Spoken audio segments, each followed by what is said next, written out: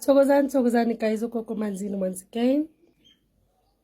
Ngicela ukuchaza futhi babhemi ngentindili. Sengithola ama-WhatsApp amaningi kakhulu.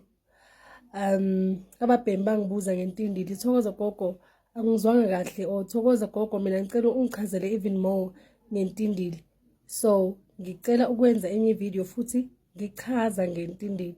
Intindili babhemi akusho ukuthi kumele isebenziswe izangoma nje kuphela noma inyanga nje kuphela noma abantu abathwasile only. No, nawe ungathwasanga uyakhona ukuthi uyisebenzise intindili.